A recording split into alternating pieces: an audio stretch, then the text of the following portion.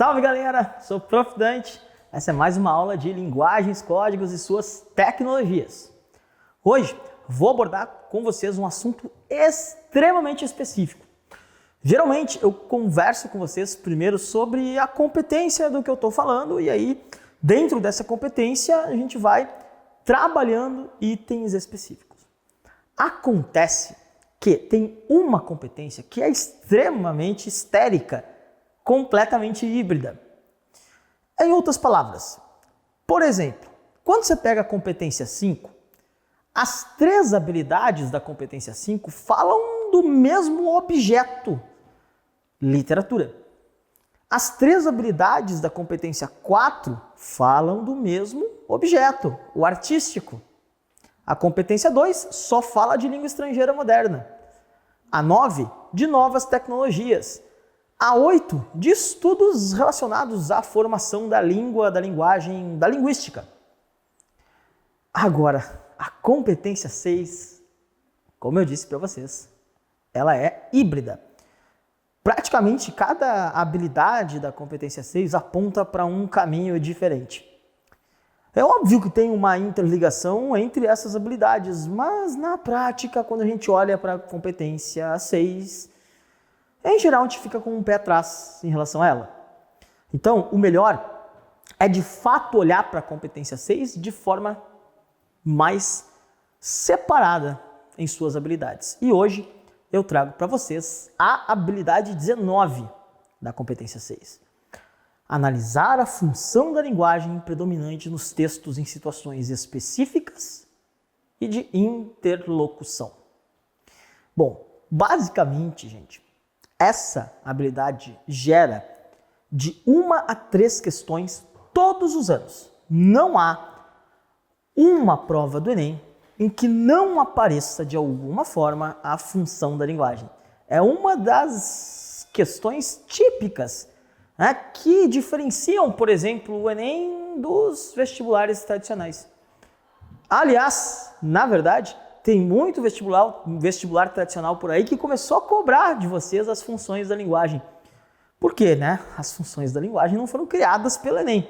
Elas sempre existiram dentro de uma coisa que nós chamamos de teoria da comunicação. A grande questão é que o Enem jogou luz em relação à teoria da comunicação, que começa agora a ser levada mais a sério, a ser mais estudada e, por sua vez, mais cobrada de vocês.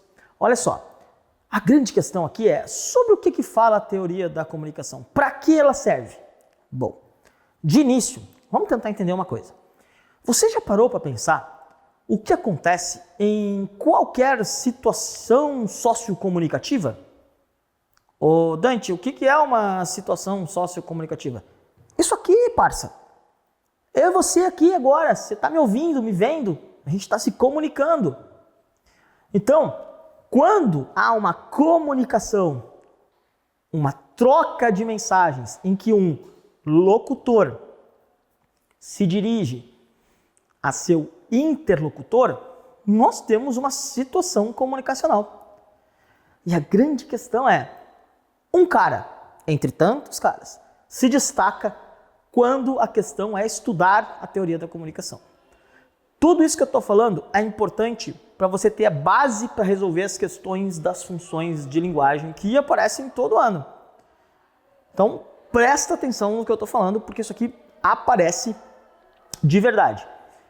No final desse processo todo, eu quero que você tenha uma tabelinha das funções de linguagem e que você estude isso, porque é aquela matéria que vale a pena estudar, porque nós temos certeza de que ela estará lá.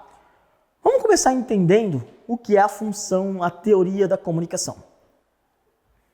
Na prática, um cidadão chamado Roman Jakobson um dia teve uma percepção. Ele que é um linguista extremamente importante. Ele pensou, como é que eu poderia estudar, ou melhor, criar um sistema de estudo para identificar o que acontece numa troca de informações, quando alguém fala e outro alguém escuta. Ele criou, então, dessa forma, um sistema para representar isso. Esse sistema nós chamamos, né, de elementos básicos da comunicação. Pode cair isso aqui, Sordante? Pode, já caiu. Por que parou de cair? Porque, na prática, isso aqui é muito simples. E o Enem percebeu que isso aqui era muito simples. Então, ele começou a trazer algo mais completo e complexo em relação à teoria da comunicação. Agora, eu preciso que você entenda isso aqui para depois entender as funções que de fato caem. Porque há uma relação intrínseca entre a função de linguagem e o seu elemento de comunicação. Em outras palavras, eu preciso que você aprenda isso aqui que está aparecendo aí ao meu lado e que principalmente depois você linke com as funções que a gente vai trabalhar. Vamos lá então. Não é nada muito complexo, gente. Aliás, na prática isso aqui é extremamente simples. Ou ao menos lógico. Olha só, quando eu falo, eu sou o emissor. Eu sou o cara que está emitindo uma mensagem.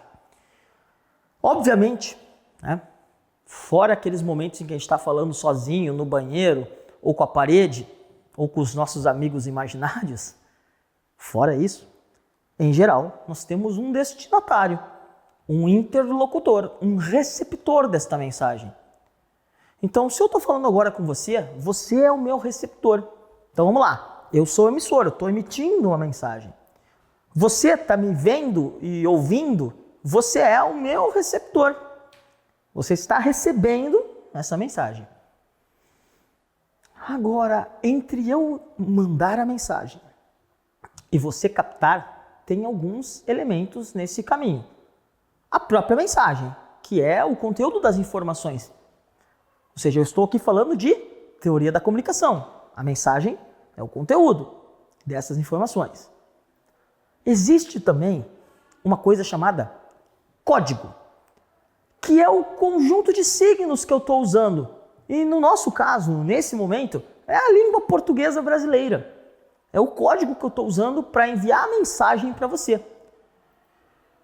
Porque esse código é mais ou menos um ajuste entre eu, você e uma espécie de senso comum. Se eu estou falando com um brasileiro e eu domino português, eu deveria falar português. Então, há uma lógica aqui na escolha desse código, né, gente? Esse código não é arbitrário, né? Eu poderia aqui falar italiano porque eu domino o italiano, mas eu não sei se você domina, então não adiantaria nada. Ok? Então, há uma relação de senso comum, né? Não é arbitrária a escolha desse código. Pois bem, então, tem um emissor, um receptor e um código que a gente já acabou de combinar, que é uma espécie de combinação lógica entre o emissor e o receptor. Mas existe também, né, um contexto. Qual o contexto disso aqui, né? É a situação em que a mensagem se insere. E o contexto aqui é aula de linguagens. Você está assistindo e ouvindo uma aula de linguagens. Por isso você está recebendo uma mensagem em código a partir de um emissor. Agora, tudo isso só existe se na prática existir um canal. Canal de transmissão. Agora, gente, não entenda canal de transmissão como uma coisa de fato física. É que na prática, gente, o que é o canal? O canal é como você está recebendo essa mensagem. E nesse momento você tem a possibilidade de me ver e de me ouvir. Por que eu estou dizendo a possibilidade? Porque você, se estiver sentado assistindo a aula, você está me vendo e me ouvindo. Agora, você pode ter optado por simplesmente estar só me ouvindo. A grande questão é que o canal aqui é audiovisual. Você tem a possibilidade de me ver e de me ouvir. Que é o que eu espero que esteja acontecendo. Beleza? Então, agora vem o que é mais importante. Mais importante. Presta atenção. Cada um desses elementos de comunicação, eles refletem algo que, de alguma forma, transmite um objetivo em comum. Esse objetivo que é a teoria da comunicação. Dante, não entendi, ficou estranho. O que eu estou dizendo para você é que, sob cada um desses itens, tem uma teoria por cima. E, sob cada um desses itens, incide uma função específica.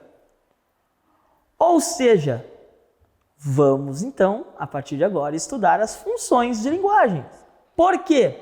Porque elas estabelecem uma relação direta com os elementos da comunicação. Quer saber qual é esse tipo de relação?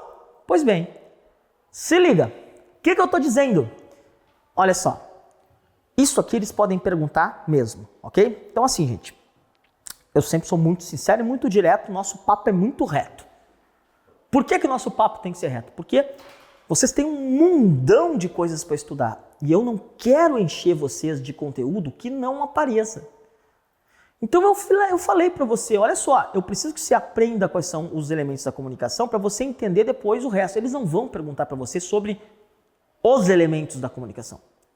O que eles vão perguntar são as funções. Só que uma das perguntas que eles podem fazer é sobre a função metalinguística.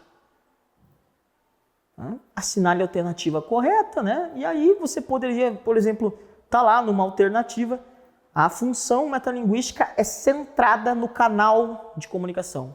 Errado? Então nota que você precisa conhecer os elementos da comunicação, porque cada uma das funções tem o seu elemento central. Quando o objetivo do texto é centrado em quem manda a mensagem, a função é emotiva. Agora você deve ter entendido. Se você está ligado no que eu estou falando, se você está esperta no que eu estou falando, você percebeu a maldade.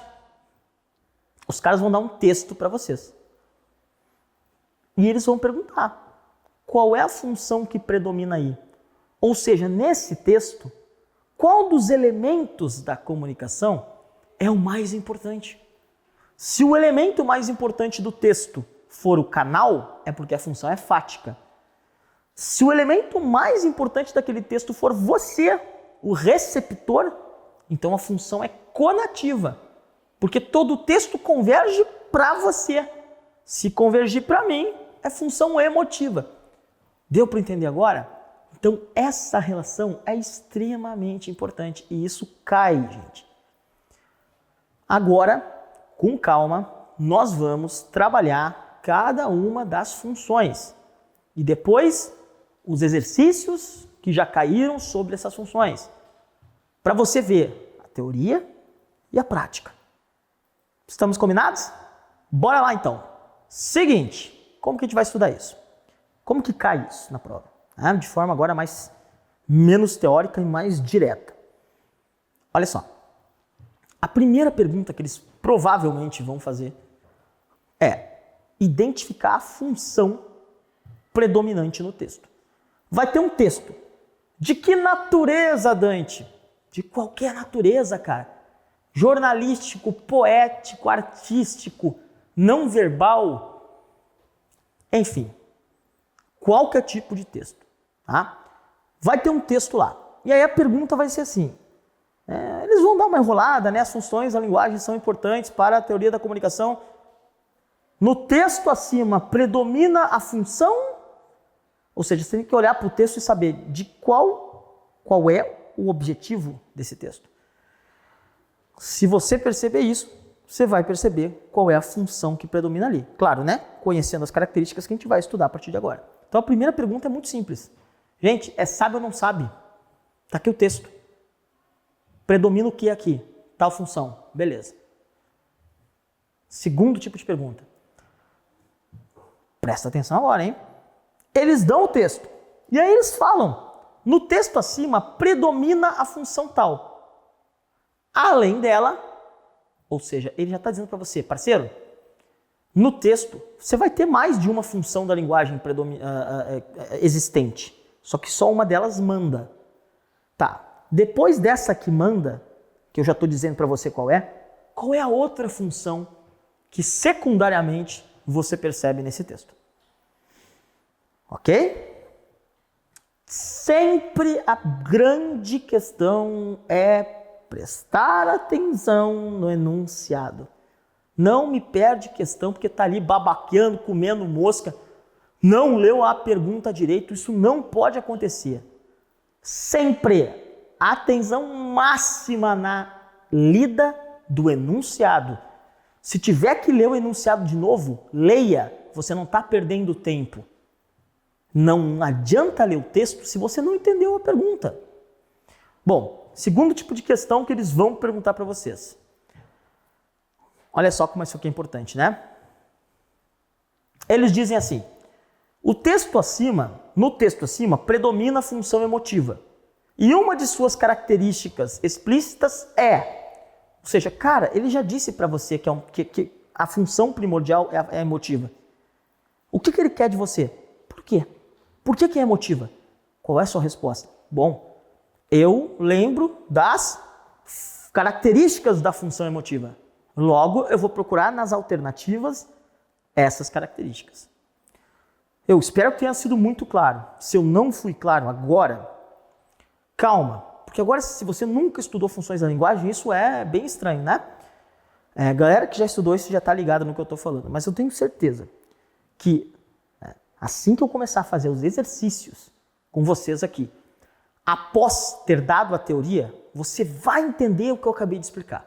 Então, confia.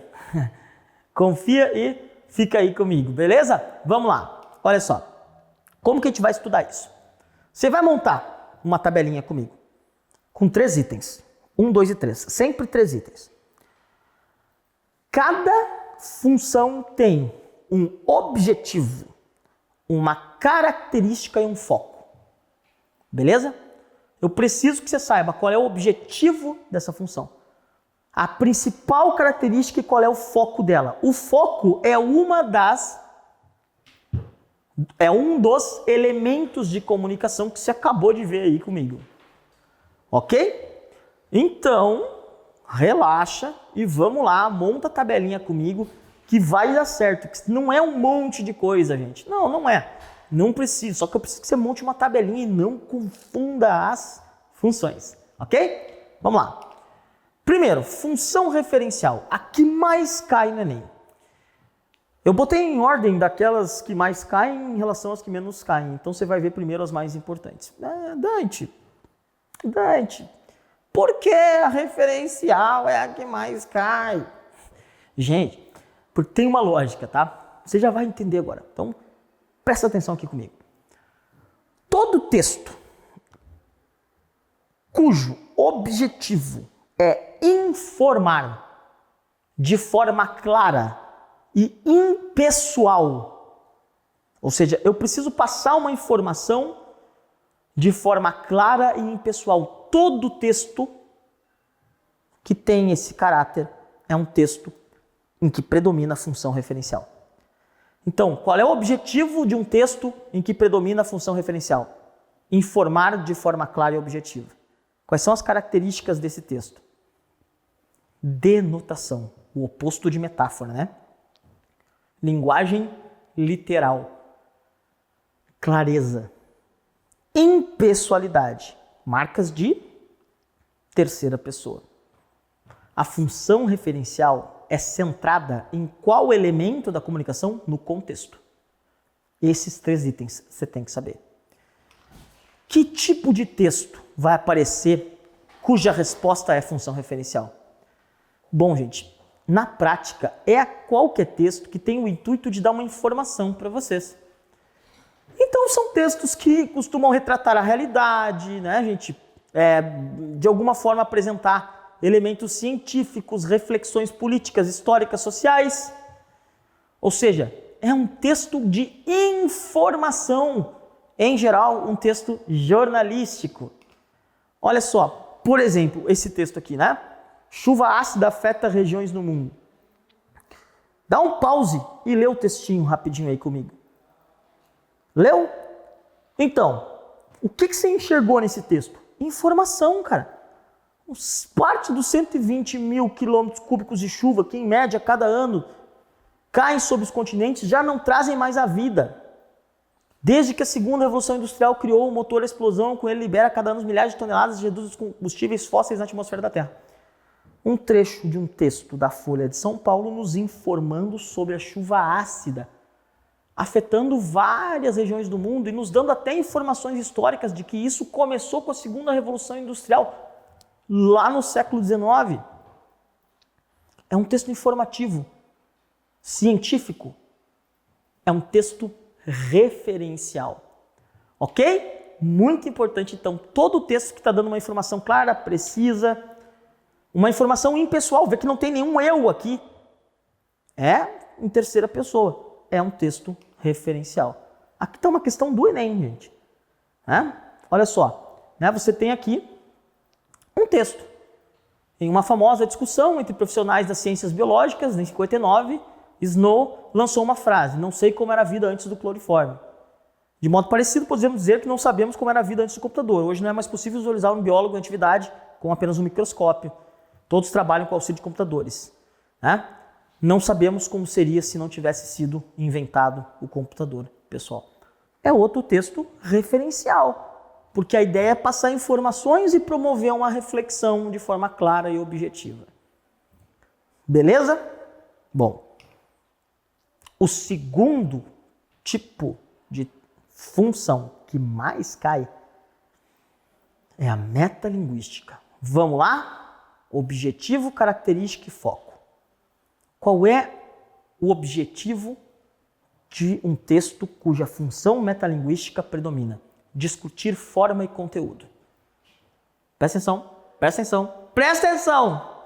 Discutir forma e conteúdo significa que a temática do texto é a própria linguagem.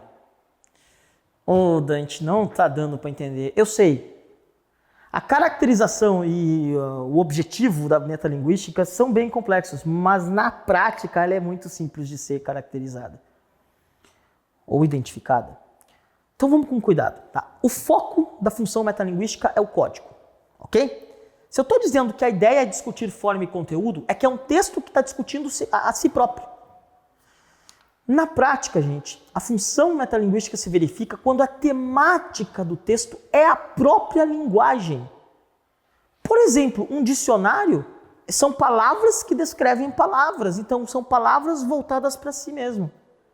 Vou te dar uma dica de ouro agora, porque tem várias questões que já caíram assim. Olha só. Quando você começa a ler um texto do Enem, e aí no meio do texto, o autor do texto explica um conceito. Então o cara começa a dizer assim, a iconoclastia é uma característica do movimento modernista de 22. Ponto. Iconoclasta significa rebelde, debochado, destruição de ícone. Olha só. O cara parou o texto para explicar uma palavra. São palavras que explicam palavras. Isso é metalinguístico. Anota isso que eu estou falando. É uma questão muito comum na prova. Não é à toa que o referencial e o metalinguístico são os que mais caem. Porque a maior parte dos textos da prova de vocês são textos jornalísticos. O texto jornalístico geralmente quer informar. Referencial. E eles usam muito textos de poesia e música. Ou seja, textos que podem muitas vezes se voltar para si. Então assim, por exemplo, na pintura. O que você está vendo nessa pintura do Vermeer? O Vermeer pintou o seu próprio ato de pintar. Então, gente, é uma pintura que está descrevendo uma pintura. É a arte falando dela mesma. Isso é metalinguístico. Por exemplo, na música. Imagina uma música que fala de música. O nome da música é Samba da Bênção. Um dos tantos sucessos de Vinícius de Moraes. Você começa a ler a música e olha só. Para fazer um samba com beleza é preciso um bocado de tristeza. Senão, não se faz um samba. Fazer samba não é contar piada, quem faz samba assim não é de nada. O bom samba é uma forma de oração, porque o samba é a tristeza. Veja bem, é um samba que fala de samba. É um samba descrevendo o que é samba. É a música falando dela mesma. Deu para entender? Ô Dante, mas e se a música falar de amor? Gente, a música falando de amor não é metalinguístico. Por quê? Porque música é uma coisa, amor é outra. Agora aqui é uma música que está falando de música. É a atitude de voltar-se para si, de tentar explicar o próprio código, a própria forma. Na poesia, muito comum os poetas brasileiros, de alguma forma, apresentarem as suas opiniões sobre como é escrever ou sobre o que é literatura. Então, toda vez que você tem um texto literário explicando o que é literatura, é metalinguístico, porque é a literatura falando de si mesma. Então, você entendeu o que é o objeto que fala dele mesmo? De alguma forma um pouco egocêntrico isso, mas beleza. Olha só, gastei 1 hora pensando um verso que a pena não queria escrever. No entanto, ele está cá dentro, inquieto, vivo, cá dentro, não quer sair. Mas a poesia deste momento inunda a minha vida inteira. O mestre Drummond, o maior poeta brasileiro de todos os tempos. Esse é um poema sobre poesia. É um poema sobre escrever poema. Então nós temos vários poetas brasileiros que têm entre suas temáticas a temática de falar de como é escrever. Drummond faz muito isso. Olavo Bilac faz muito isso. João Cabral de Melo Neto vai fazer muito isso. A Adélia Prado vai fazer muito isso. Então você fica esperto, fica ligada nos poemas que falam sobre poesia, assim como nas músicas que falam sobre música. Romances, mesma coisa, gente. Quantos romances você já percebeu que o autor, o personagem é o autor? Como assim? Vamos lá? Memórias Póstumas de Brás Cubas. Quem é o personagem principal? Brás Cubas. Quem é o narrador? Brás Cubas. Quem é o escritor do livro? Brás Cubas. Então você tem um personagem que é autor e narrador. Ele está escrevendo um livro. Isso acontece com Dom Casmurro também. É o Bentinho que está escrevendo o livro. Isso acontece também com São Bernardo. É o Paulo Honório que está escrevendo o livro. Então, quando você tem um romance, um autor discutindo a própria escrita do livro, vai ser uma atitude metalinguística. Outro exemplo, a crônica. Na crônica, isso também é comum. Um cronista gosta muito de falar sobre como é escrever, sobre como é o ato de criar uma crônica. E aqui eu trago de novo o mestre Drummond, que além de poema escrevia crônicas maravilhosas. Crônica tem essa vantagem, não obriga ao paletó, né? Ou seja, o que ele está dizendo? Que a crônica é mais leve do que uma reportagem ou uma notícia. Ou seja, é uma crônica que discute qual é a diferença entre crônica, reportagem e notícia. É uma crônica que fala de crônica. Ficou claro? Ficou simples? Então, olha só, essa aula aqui, que é a primeira etapa da nossa relação com funções da linguagem, presta atenção. Não pode sair dessa aula sem ter entendido o que é função referencial e o que é função metalinguística. Ok? Me promete que você não vai sair daqui sem ter entendido. Se tiver que assistir de novo, volta aí. Mas essas são as duas funções mais cobradas do Enem em todas as questões que eles colocam de funções da linguagem, que é uma questão que cai todo ano. Função referencial é quando você olha para o texto e vê que é um texto que quer passar informação de forma impessoal, objetiva, clara. Função metalinguística, o código falando dele. A discussão sobre si. Crônica que fala de crônica, poesia que fala de poema, uma pintura que pinta alguém pintando e uma música que vai falar de música. Ok? Até mais!